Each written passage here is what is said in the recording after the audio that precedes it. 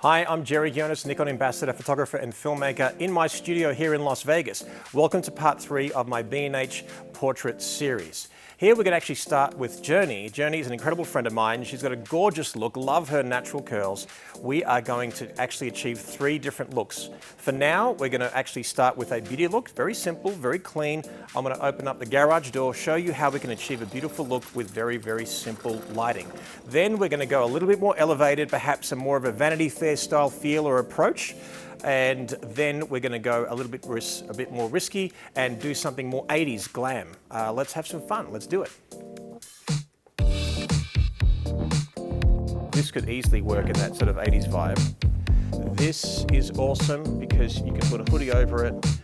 It doesn't even matter what she's wearing, and we can do some really beautiful stuff like that. It's probably when her hair is down.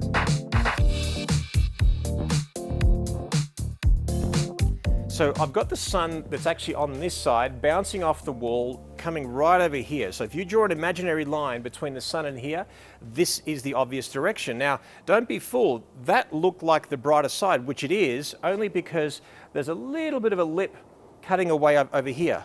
That's not a bad thing, because if we bring Journey right over here where my hand is, it's really beautiful, iridescent, then by the time the light hits there, it's going to be a lot darker. Also, because of her skin tone, also because of beautiful color in the hair, that particular soft sort of light brown tone is going to be very, very complimentary for her. So we're going to start here as a base. We're going to set her up quite loosely, give her a little bit of a lesson as to how I work, so there's nothing left to chance, and then we'll keep on going.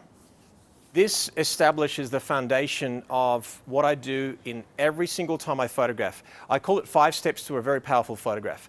So number 1, I'll always determine where I photograph based upon light first.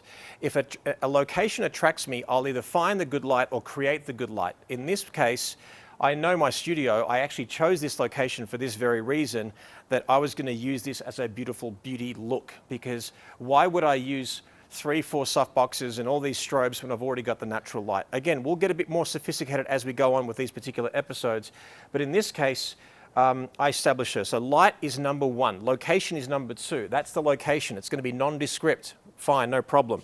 Number 3, I've posed her. Now, notice how I have not done anything with my camera at this point. Light, location, pose. 4 is my technique, my camera choice, my lens choice, my perspective, all that kind of stuff. I establish that first. I'm not going to worry about giving her direction yet, because I'm not ready yet.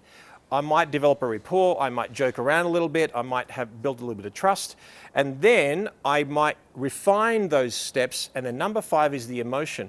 It may not be that I'm making her laugh or making her cry or making her vulnerable or strong or powerful. It could just be my tone of voice is doing that. So notice the nuances of what I'm doing, and this will be a lot easier way to learn. Now also, I'm a very tall guy. I'm 6'2", so if I basically photograph at my height, everyone's going to look a little bit shorter. Now, in this case, sometimes you want your subject matter to be a little bit shorter than you so they can stretch out their face and bring their chins up and things like that. Also find that if you're in a studio or if you're on location, bringing a stool is fantastic. One that can raise up and raise down is fantastic because you can save your back. Really important as well that when you engage, now we'll call her a model for the moment, so whether it's your subject or whoever you're photographing, but whenever you're engaging your model, the person in front of you, you want to give them a little bit of a lesson as to what you're doing and why you're doing it and how you're doing it. So with Journey here, I'm basically going to say, hey, just to let you know, if I want something from you, I'll always ask you. So never say, where do I look, what do I do? Right. So what will happen is you might get a great shot. You're about to take a great photograph, and then all of a sudden she'll go from a beautiful soft little pose and then say, what would you like? I'm like, oh, and I can't quite recreate that moment. So I've basically established, if I want something from you, I'll always ask. Now she might forget that I said that and maybe ask me, but just know that if you're in between shots and if I let things simmer a little bit, I might like what you're doing naturally. Right. Okay? And also, I'm going to give her the easiest posing lesson in the history of mankind. Are you ready for it? If you're watching at home right now, which you are, I want you to mirror what I do. Ready? Your chin's going to be up. You're turning this way. Turn, turn. So, with Journey, I simply get her to mirror what I do. Easiest way to pose. Boom, you've got that for the rest of the shoot. Okay, so turn this way. Bring that shoulder right in. Good. Chin down a little bit. Good. And turn your face this way. That's it. Bring your chin forward so it's touching your shoulder. Gorgeous. And then tilt this way. Stunning. Gorgeous. Nice and soft. She's already given me a gorgeous look. Hold it there. And we're done. Let's go to lunch. I'll have some Chipotle. What about you? No, let's keep on going. Beautiful. Gorgeous. Drop that hand a little bit. That's it. Good. Good, good, good. Beautiful. What I normally do is I actually show a photograph very quickly to whoever I'm photographing to show them that they can trust me and we're going to get some great shots today. Have a look at how amazing you look. Right? So now that we've got a beautiful shot that we've nailed very quickly, then, like I said, we can have some fun, we can play with some emotion. The camera is doing the heavy lifting. I can spend most of my time on engaging my client. Okay, let's keep on going. Okay, let's get back to where we were before. Beautiful, that's gorgeous. That's it, chin down a little bit. Gorgeous, hold it there. Beautiful, hold it there. Good, eyes down to your shoulder. Good. Loving your shoulder.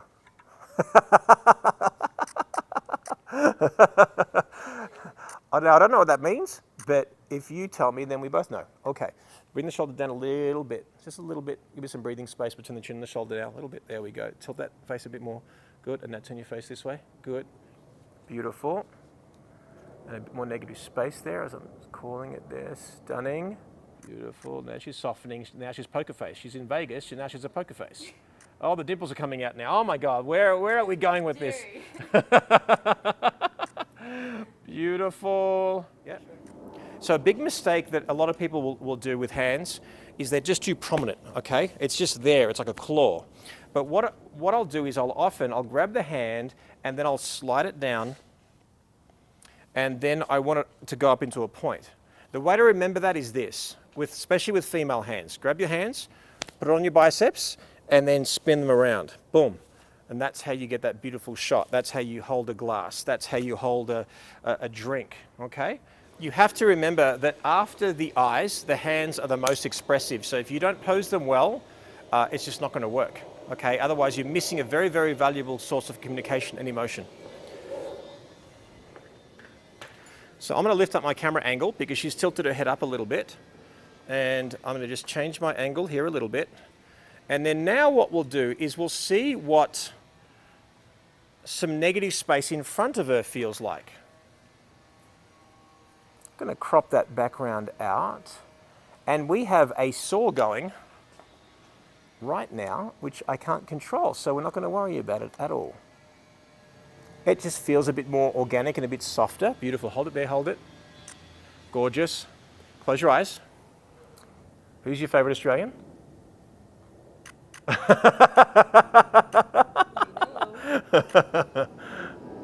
So it's really important that whenever you're photographing, obviously depending on the nature of what you're doing, whether it's high fashion, boudoir or anything like that, the nature of just the way she was straddling the chair, I want to make sure that she feels that even though that we're not seeing anything, we're just covering her up. Now we've built trust, and it's always important, especially if you're a guy photographing a girl, under almost any circumstances, you should have someone with you at all times. So now before we move, I'm going to just actually give myself some opportunities to sell a wall art piece. Gorgeous. So on the count of 3, you're going to open up your eyes very, very gently. Give me a really soft, very beautiful, very vulnerable look, okay? Ready? 1, 2, 3. Beautiful. So something like that, I could just get that look from her, or I could soften the eyes and open them up, and then all of a sudden a spirit happens in the face, which works out really beautifully.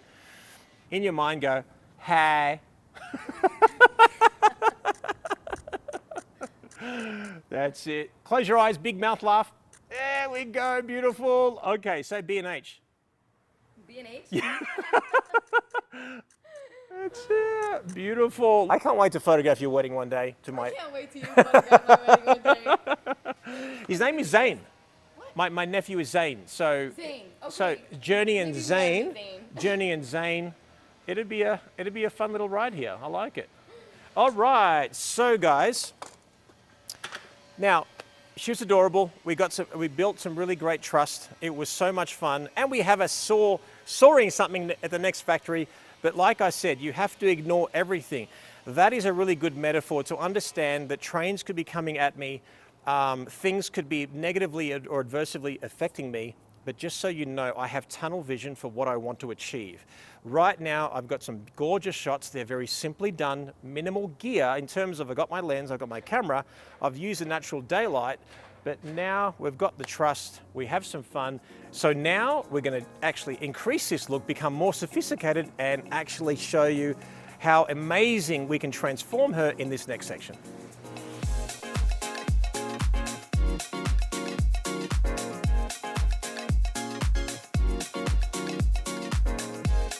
Okay, that's so weird.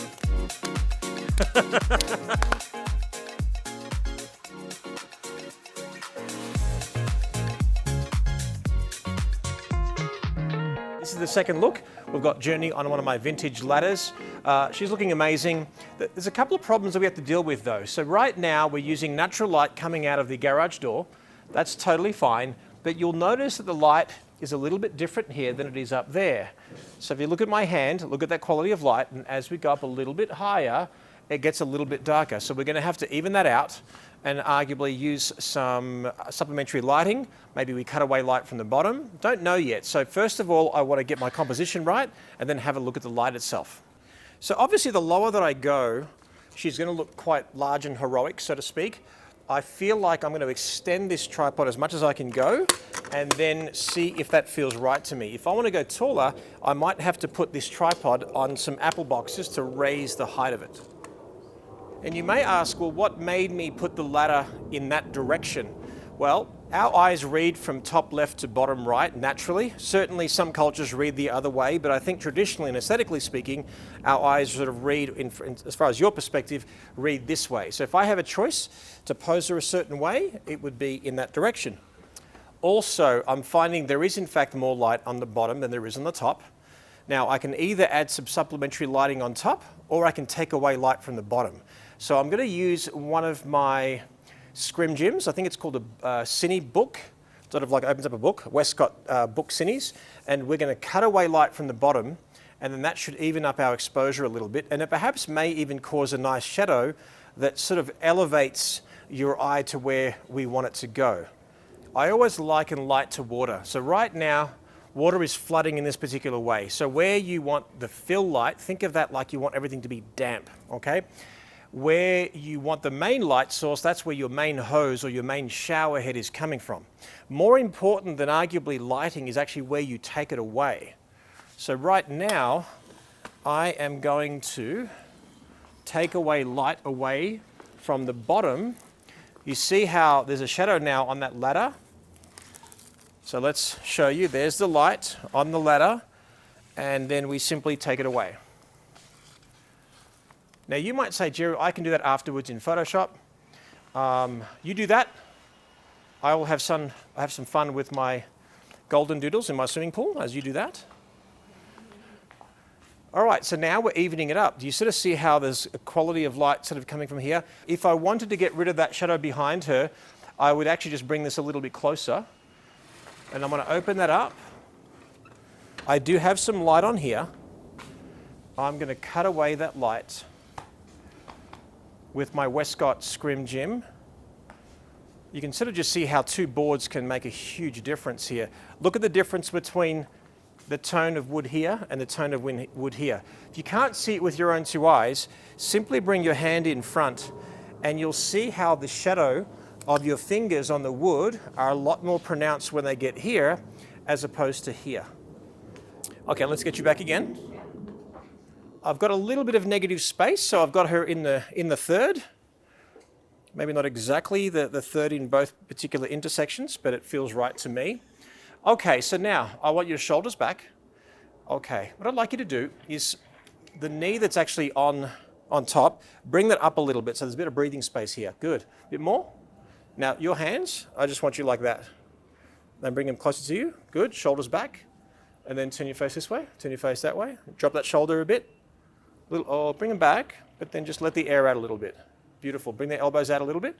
Now, why did I do that? I wanted a little bit of breathing space between the elbows and the arms. That's really important to me. The shoulders are back, otherwise she can slouch in that position, because when she has no back to lean on, we can tend to just relax it. I want you to think of posing like blowing up a balloon. Like when there's no air, it's like, it's just too much.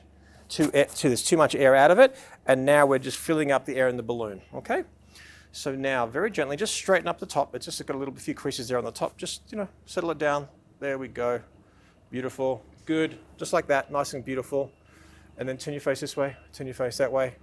Turning our face towards the light a bit more. Gorgeous. Good. Hands are beautiful.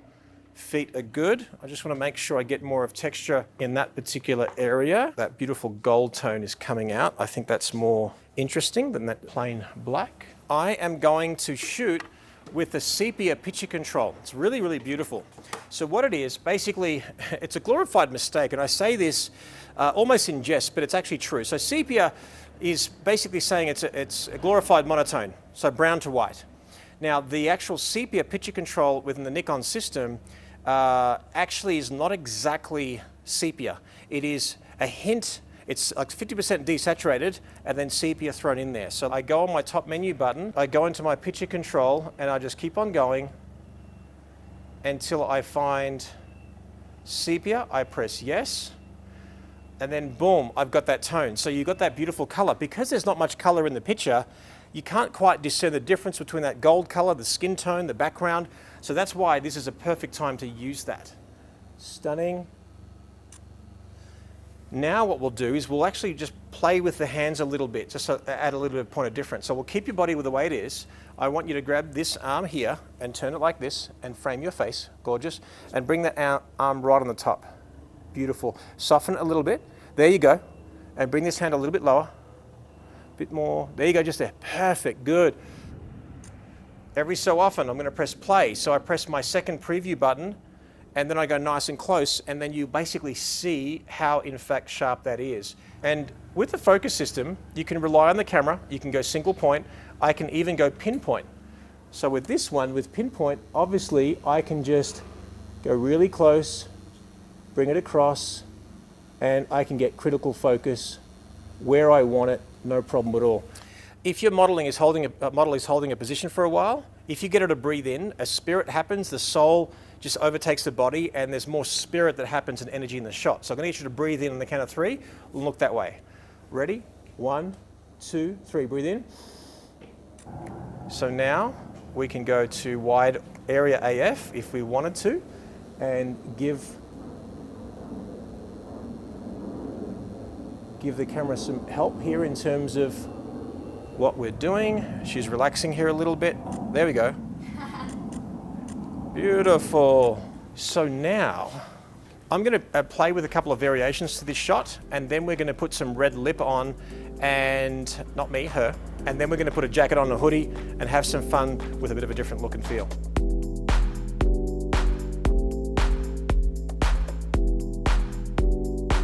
So if you look at her dress, there's some beautiful texture in there. So if I actually pose her in a way where her face and eyes and her eyelashes and her lips are out there, I think will cause for a very beautiful portrait. So remember, don't just do the obvious, just pause for a second, slow down, you might see something different. So bring your face close, and there we go, just there, beautiful. I'm going to use my macro lens now. Question is, I think I will use the black and white picture control. And again, you might be wondering, why am I doing this when I can do it afterwards in post-production? Because I want to see how it feels when I'm photographing specifically. You can't really predict this. This is just going to happen. I love it because it almost looks like she's wrapped up in a tattoo of some description. It's naturally vignetting all over the place. Gorgeous. Now what we're going to try to do is we're going to try to allow a bit of breathing space so she can look at us. So give her some breathing space. All right, guys, so you're going to mirror my hands. Oh, that's beautiful. Just do this. Gorgeous, beautiful. Hold it.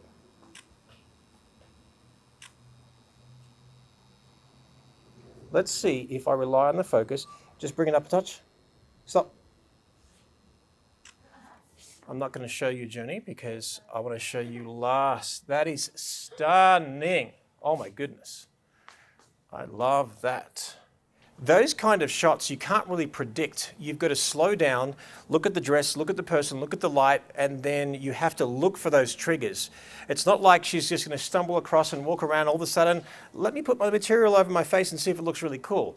It's one of those things that, like now that, if that was the first time you did that, for example, your senses will be like overloaded next time you see texture and material that you might in fact do it again. So look out for it. And you saw that if I took my time, I'm going to get a better shot. Rather than actually going out of my way to take 10 shots in that area, I took one with the eyes looking down, one looking up, and now I've got a beautiful 2 shots for the potential spread of a wedding album, a portrait album, or whatever genre that you're doing it is. So I love that, but when you see me ignoring everything else and going for it and being all that fine tuning, it's because I'm actually after a hero shot, which I think we just got.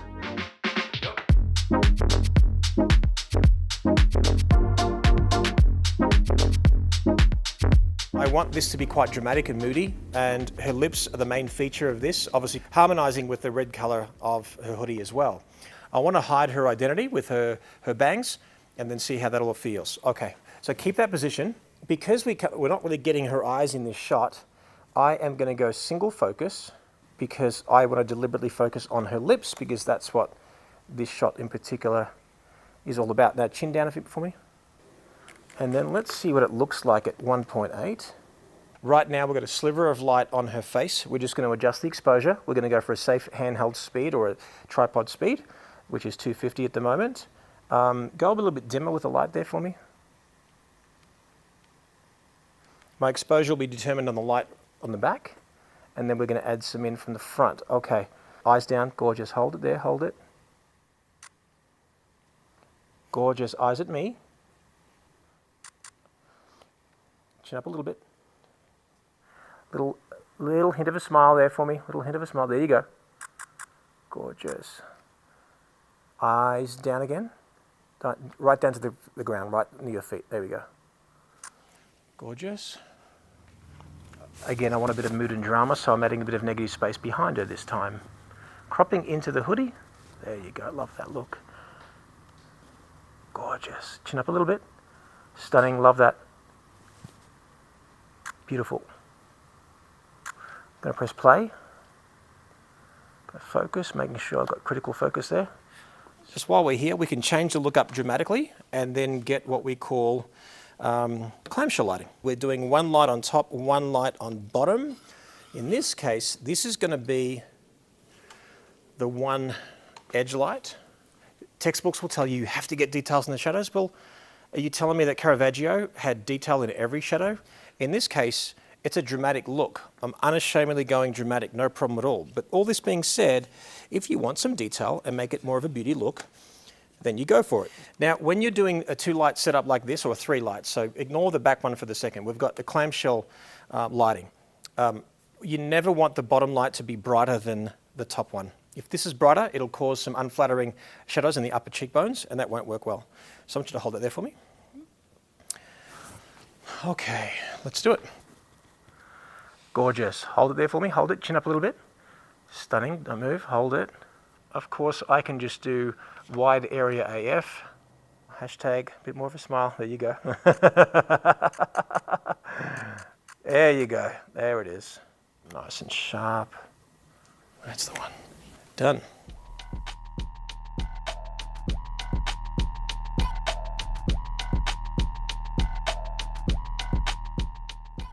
So we're on to our final look. We're thinking of doing something a little bit different, using the sunlight to be the hair and the backlight, and then also reflecting light back into her. Because again, you may be intimidated by all the gear that you see around you, but you can create great looks with simple lighting and lighting that already exists. So let's get to it. So to get you to a point where the sun's hitting the back of your head, keep on going, a bit more.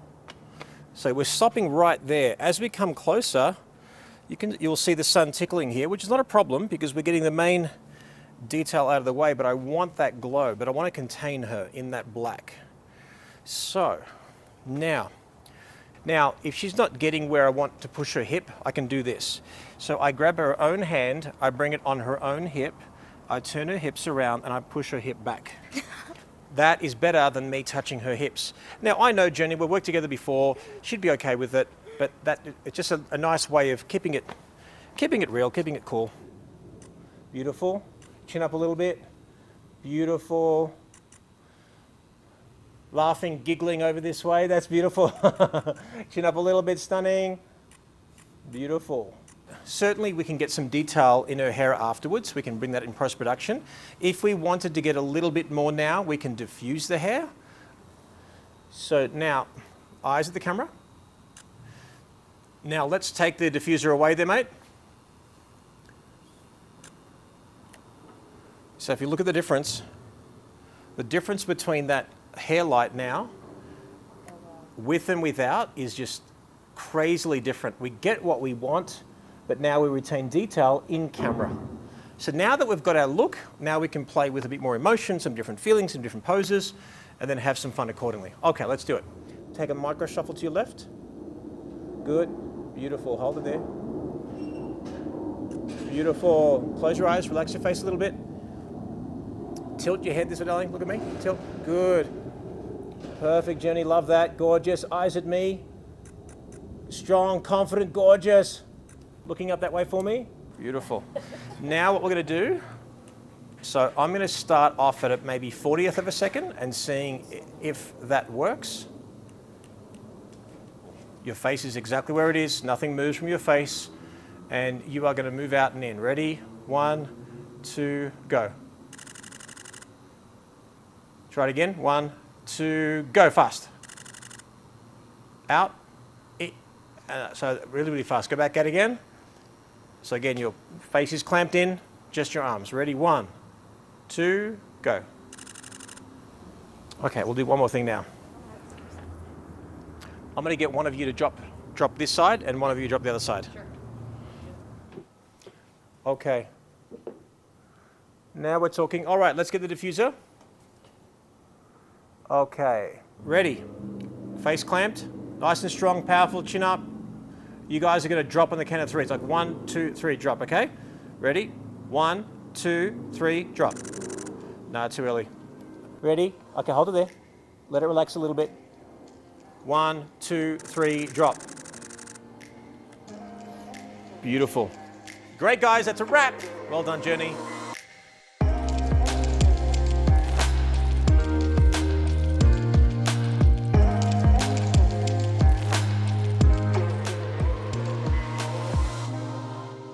So in the next episode, we're going to download all the photographs.